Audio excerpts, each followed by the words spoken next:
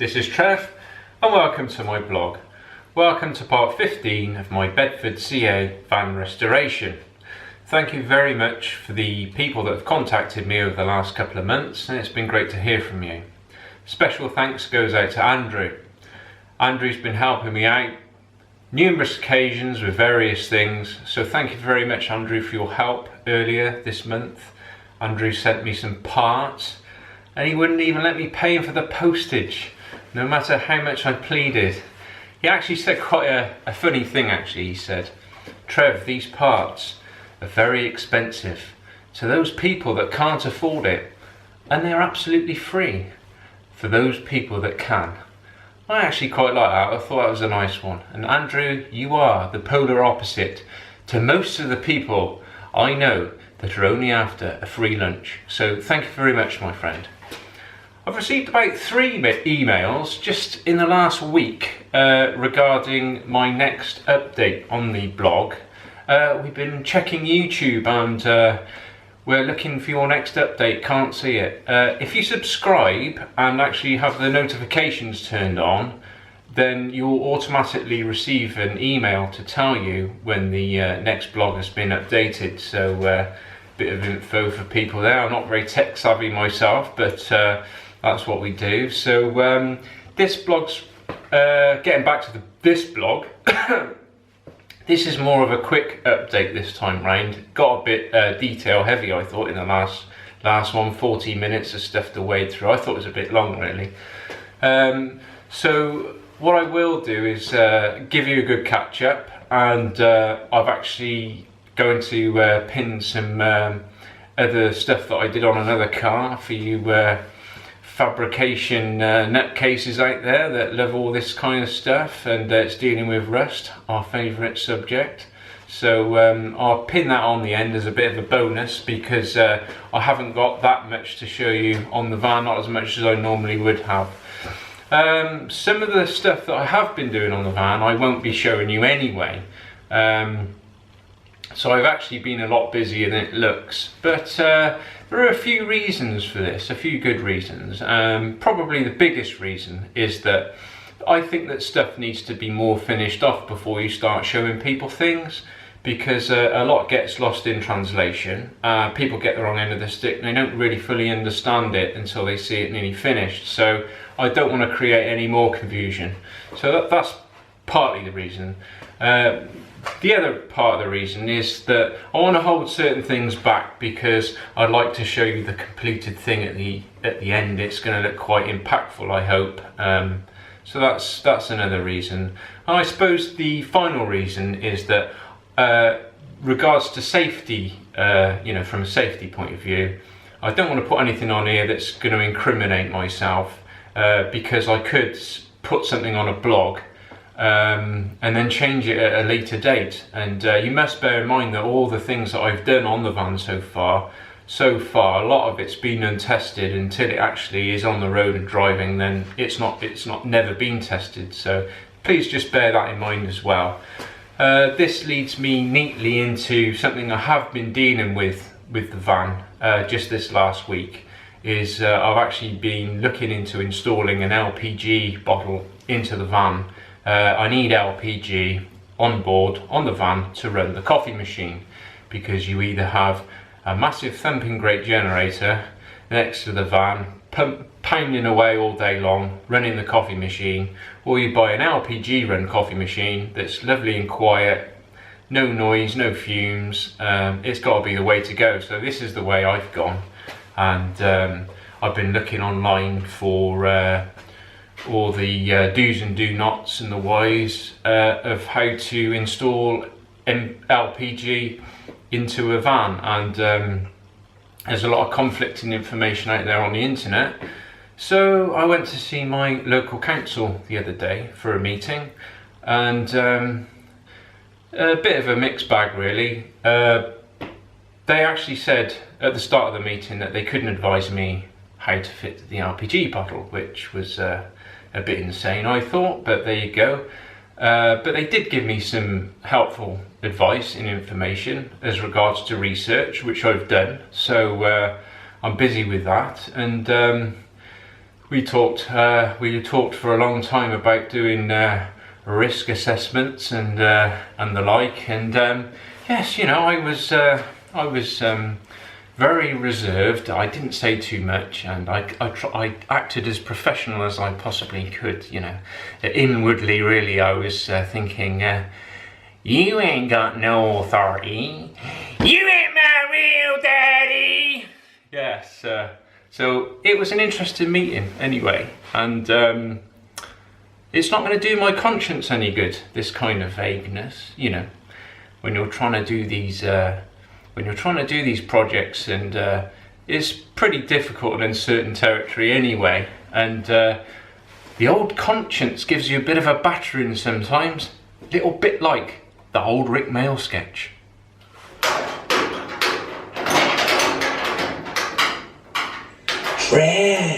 Trev, this is the voice of your conscience speaking. Oh, what do you want? Are you absolutely sure that you're doing the right thing? No, go away, poo hole! Try and make me, farty breath. Here's my completed rear seat rail that the rear seat's going to mount to. I'll show you that in situ in just one moment. I've left it out so I can show you where it actually mounts. It mounts each side of the van, there and under there. There'll also be a support of this chassis member, this new one I've just welded in. That's super strong as well. I'll put a support in there and triangulate the support. It's not going to go anywhere. One of the things that has become more apparent as I've gone along in this project is that when you've really limited for space, you really have to make the same space do two jobs. Otherwise you're just not going to fit it all in. This is why I've mounted my water tank. This water tank will supply the coffee machine with water. I've gone for a 70-litre tank, as this is what professional outfits seem to use. Other people just tend to use 25-litre loose drums, but I thought, no, I'll fit a nice permanent tank in, 70 litres, make hundreds and hundreds of drinks, and it's refuelable from the outside via a cap. And none of this I've mounted in yet, but this is what I'm in the process of fitting at the moment. The tank isn't actually fitted in yet. I've just found a neat space for it to go. I've made sure that there's enough space between the chassis members for it to go as well. If somebody sat on the seat in the back, then their legs aren't going to be obstructed by a tank because of its positioning, and it fits under there so well. It's almost like it's made for the job. This again, of course, this is my seat rail for the rear seats. I'll show you what it looks like with the seat attached now.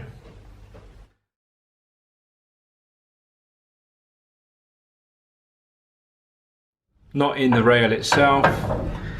It hooks in at the front, and then all you need to do, put some pressure on the back of the seat and it locks into the rail. It cannot move now.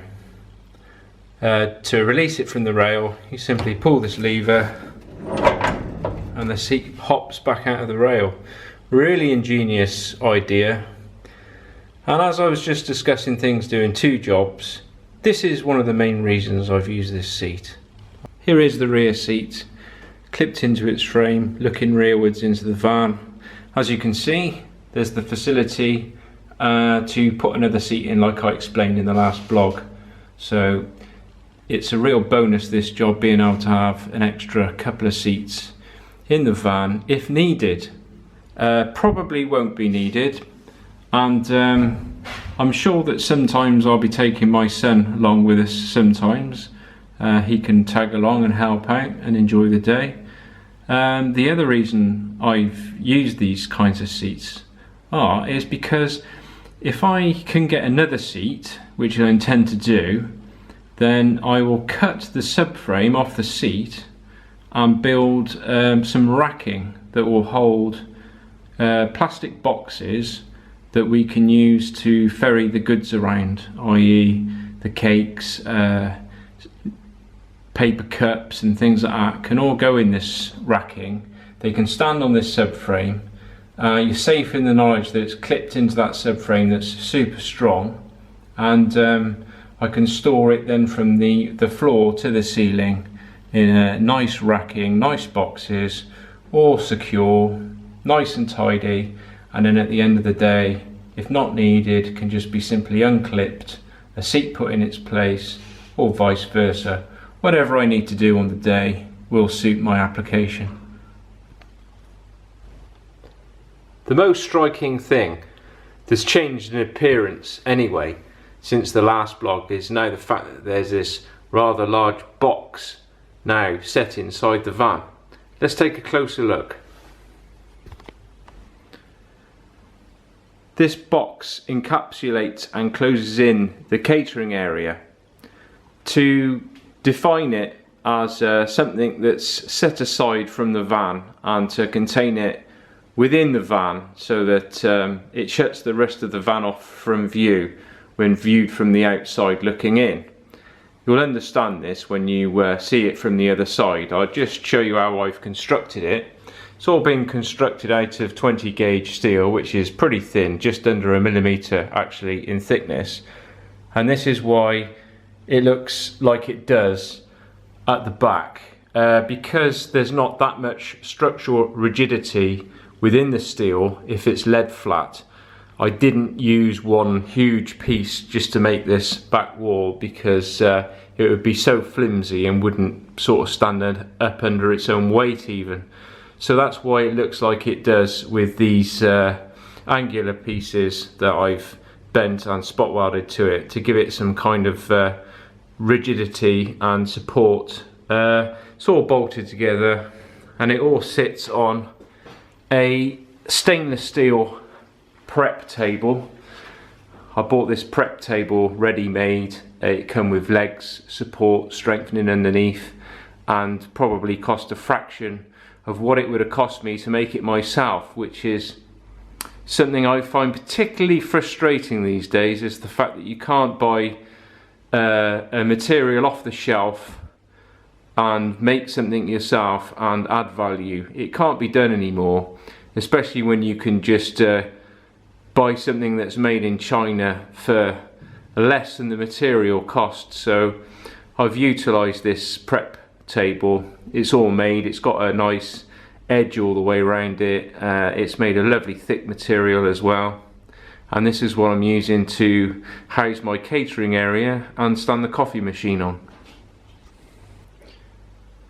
There are a lot of brackets and a bit of a support structure that's missing from what you can actually see on this video at the moment. These brackets also do another job that I'll explain probably in the last blog, and you'll have a better understanding of why I've done what I've done then. All these brackets and legs and supports all come out. They just simply unbolt so that the prep table can be unbolted and removed straight out the van along with the box that sits above it. I've done it this way so that I can make sure that everything fits now, and take it all apart so I can gain access to the rest of the van to paint it properly, or if I need to do any mechanical work on the rear axle or the chassis, all this lot can be unbolted, taken apart. If I need to modify it at a later stage, say I change it, a coffee machine, put something different in, then it'd be nice to be able to just take it out, swap it over with something else. So this is why I've not welded it to the van permanently. So here we are, we're back outside the van again. You may have thought that the van looks a lot bigger than it did before in the previous episode, and this is because she's back on her wheels. Let's take a look inside.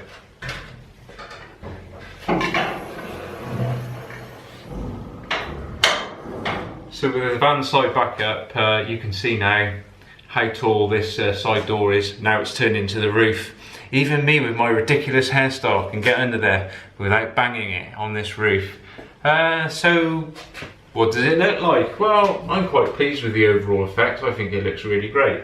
And as most of you have probably guessed, I won't be stood inside the van serving out to customers. I'll actually be stood outside of the van.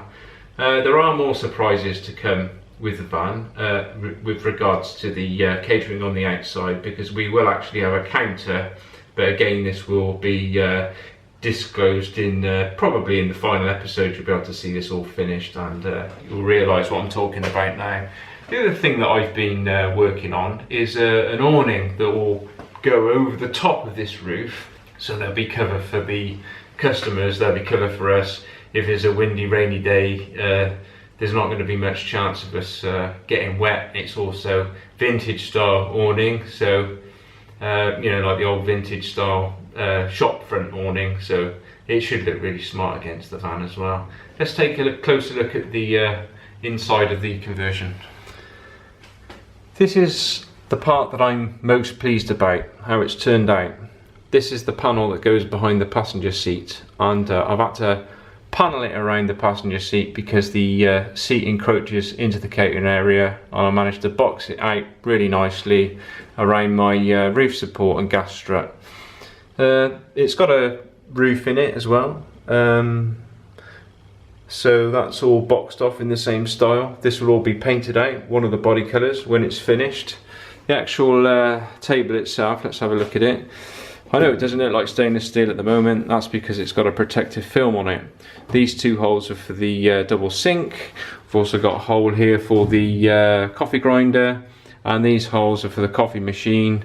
We've got a water, power, gas and drainage, and also 4 holes to secure the coffee machine to the table. It will also be secured to a structure underneath. It is over 50 kilos, so we want to make sure that it's strapped down really well. There's rather an ugly gap now that you can see under the table, and it exposes all the catch work as well for the side door. This has all been taken care of. You won't see any of this when it's finished. All will be revealed at the end. One racing car heater, 3.5 kilowatt output. You can buy these smaller. You can buy a 2.2 kilowatt output one, which is much smaller in size, but then unfortunately much smaller in output. This fits up underneath the dash and will mount this way up. The air is sucked in through the matrix and blown out of the 4 pipes. Obviously these 4 pipes, 2 for the screen, 2 for the cab. You've got 2 inlets into the matrix which just plumb straight into the water that the old heater will have plumbed into on my donor car. It's got a fan inside. You just hook this up to your feed, and yeah, it really doesn't have shifts some air. I got the idea off a friend of mine. My friend Mad Terry had a track day car that he used to drive around on the road, and it drove him mad not having a heater in it, so he bought one of these, and yeah, it was really good. So thanks Terry, thanks for that. Yeah, my mate Terry, aka Bernard Cribbin. Yeah, I've known Terry for years. Completely nuts. Great guy, great friend. Always been one to help me out if I've ever been stuck. And back in the day, in our old mini days when we were about 17 or 18, and we used to stick these 1300 engines in our minis and big loud exhausts, and Terry couldn't stop saying big bore, as in big bore exhaust. And went to a party once and there were some girls there, and Terry couldn't stop saying big bore, and these girls said yes you are. Anyway, what else have I been buying? Well, I bought this old instrument panel.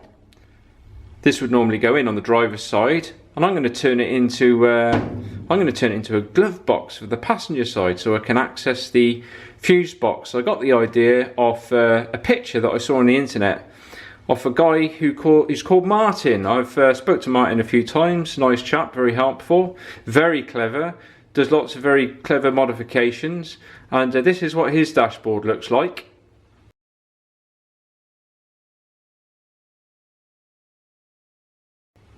So I've robbed his idea, and I don't know whether his was a proper factory fitment or whether it's a converted panel, but I'm going to convert this panel. That's what I intend to do. So yeah, hopefully it'll go okay. Well, not hopefully, it will go okay. So I'll show you my gas bottle now. The gas bottle's just arrived. Let's see that before I go. So here's my gas bottle. I've got it off a company called Gas It. What's inside the box? Well, as an additional thing, I bought a fuel gauge, a remote fuel gauge. Just about to see it through there. That can mount anywhere in the van. It tells me exactly how much LPG is left back in the bottle. There's the bottle itself under the packaging. It's an 11 kilogram bottle, fully certificated. Very, very safe unit. Can't be overfilled. There's the outlet valve. There's the fill valve. There's the high pressure pipe that's used to fill it up. And I've also bought the bayonet fitting as well, so that you can go around the petrol station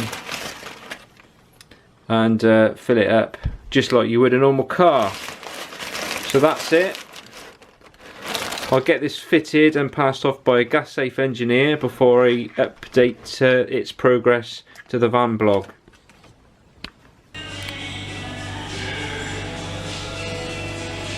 Got this Ferrari Dino in for restoration. One of the most frustrating things when people want rust repairs done, they see a little bubble of rust coming up in their panel like that, particularly in the bottom of doors. This is what's really going on.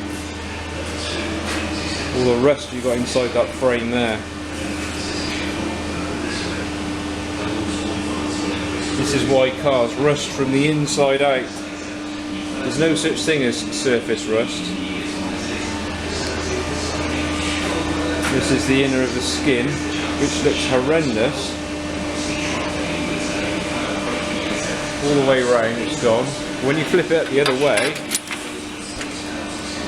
the steel actually from the outside looks quite sound.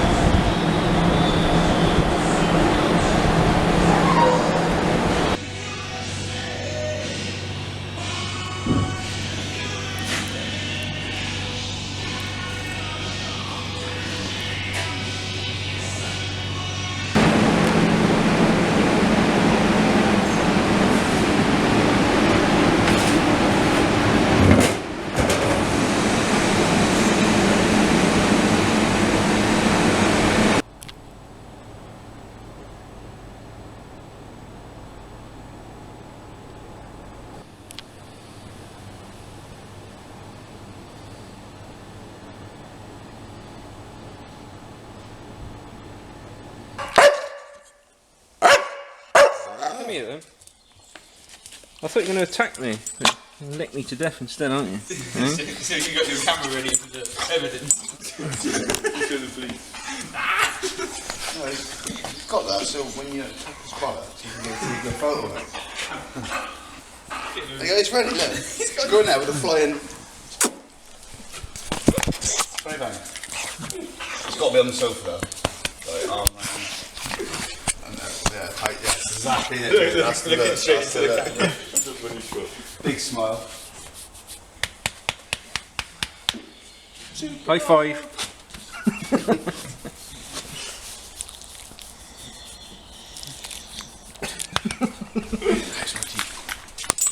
Wait, make good side.